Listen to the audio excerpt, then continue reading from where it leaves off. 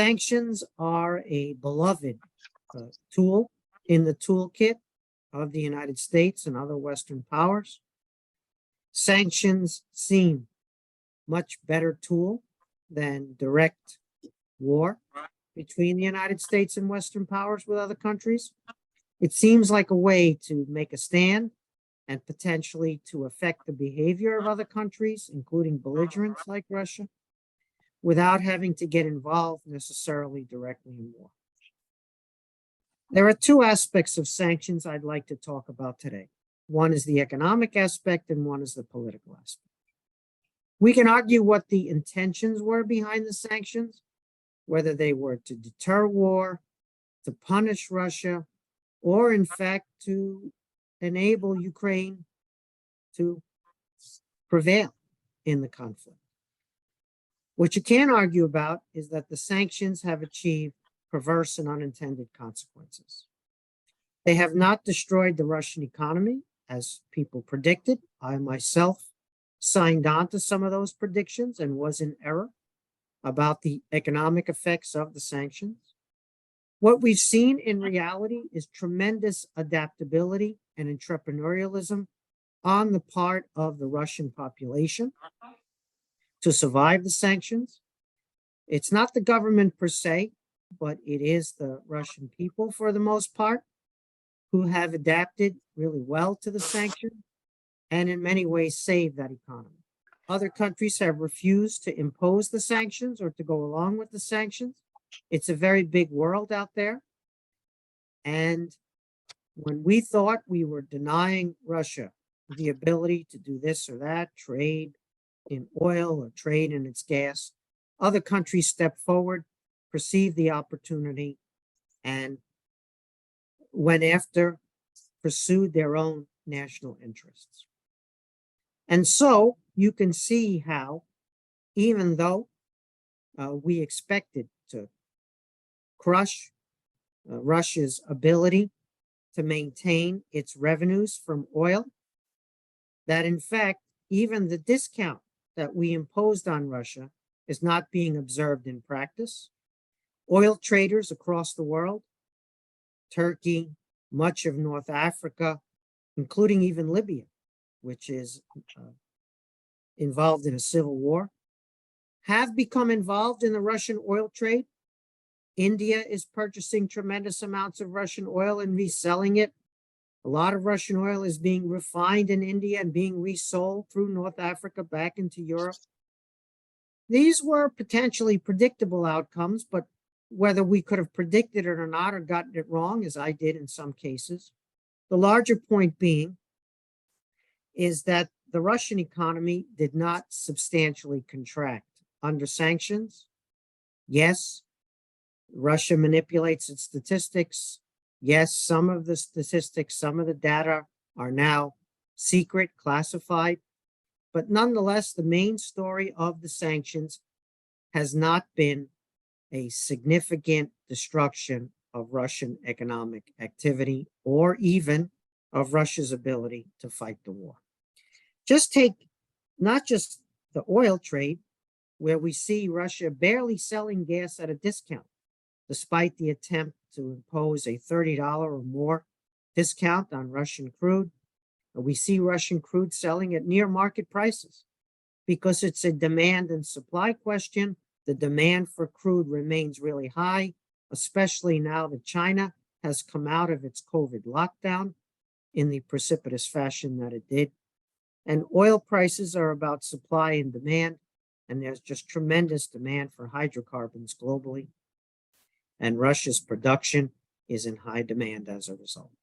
But if you look at the natural gas story in the sanctions, you see that Russian gas is being consumed domestically at much greater rates than previously. There has been a massive gasification domestically in Russia as a result of its loss of its main market in Europe and its inability in China and elsewhere to make up for the scale of the European market that was lost. Instead, a huge amount of gas has gone into Russia's domestic economy, which required a whole lot of infrastructure to be built up for this gasification. The beneficiaries have been Russian small towns and even villages, which now have a more reliable and more substantial energy supply than they previously had as a result of the sanctions. We even see that Uzbekistan and Kazakhstan, who are leery of Russian aggression in Ukraine and the potential for it to affect them more directly with Russian claims on some of their territory. We even see Uzbekistan and Kazakhstan getting closer to Russia in a gas union that was announced years ago and never fulfilled, and is now moving towards fulfillment because Uzbekistan and Kazakhstan are under contract with China to supply gas for the China market, which has meant some shortages for their domestic market, and Russia is backfilling some of the Uzbekistan and Kazakhstan domestic market in gas so that they can fulfill, those two countries can fulfill their obligations vis-a-vis China. So the wariness vis-a-vis Russia in the neighborhood has not extended to closer collaboration in natural gas, which we've now seen. There are a whole bunch of other stories that one could talk about. Yes, the automobile production industry in Russia has been crushed, has been affected probably the most of any sector. There have been a lot of sectors besides automobile production that have been hurt.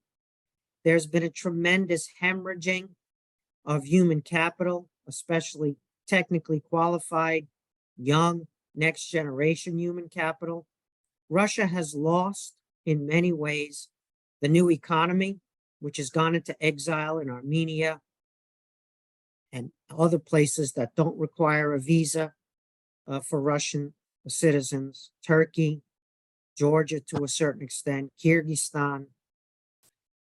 Yes, this has happened. Yes, this is really damaging over the long run. Yes, the technology export controls that have been imposed by the American Commerce Department and some of our allies in connection with Russia will have long-term effects on Russia's economy going forward.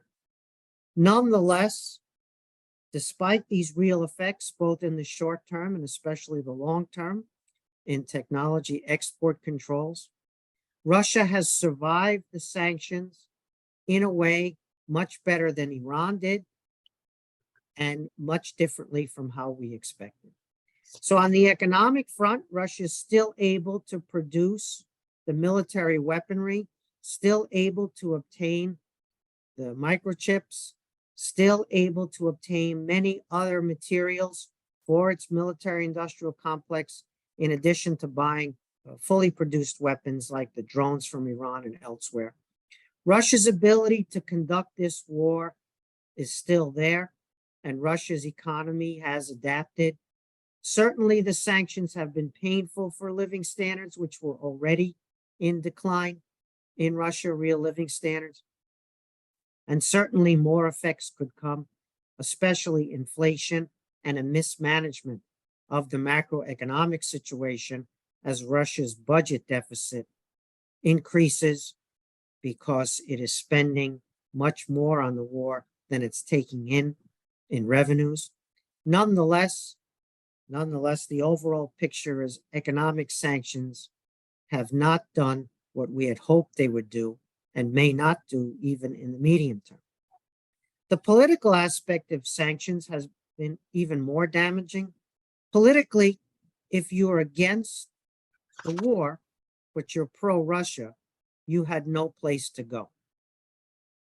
What happened was all of Russia was put in the pocket of Putin. His dream of gaining greater control over the economy, of taking everything under the state, of eliminating the political opposition, of driving the private sector into exile or into state hands, has been realized by the sanctions in political terms.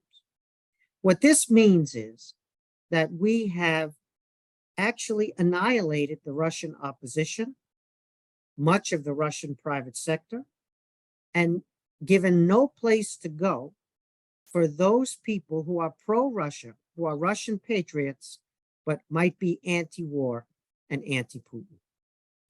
We have either driven them into exile or we've driven them into his hands. The sanctions did the opposite politically of what would have been the main goal of any policy, which was to deconflate President Putin's regime from Russia and the Russian people. When Putin says that Russia is under threat, he means that his own personal regime is under threat, not that Russia is under threat. He conflates his personal regime with the fate of Russia. We should have deconflated that. We should have opened up a space for people who want to be Russian nationalists, Russian patriots, who want to be proud of Russia, but recognize that Ukraine exists as an independent country, and recognize that the war is a criminal aggression, and recognize that Putin does not equal Russia, that there's a different Russia, a better Russia. Maybe not a Western Russia in our imagination, maybe not aligned with Western values and Western policies 100%. Nonetheless, a pluralist Russia, a Russia that could be proud of its history and civilization, and yet could be against the criminal aggression in Ukraine. The thing about authoritarian regimes is they can fail at everything, and they often do, provided they succeed at one thing. And that one thing is the suppression of political alternatives. If President Putin can continue to suppress any possible political alternatives, his regime can survive, and can survive even the strategic catastrophe of the war, the criminal aggression against Ukraine.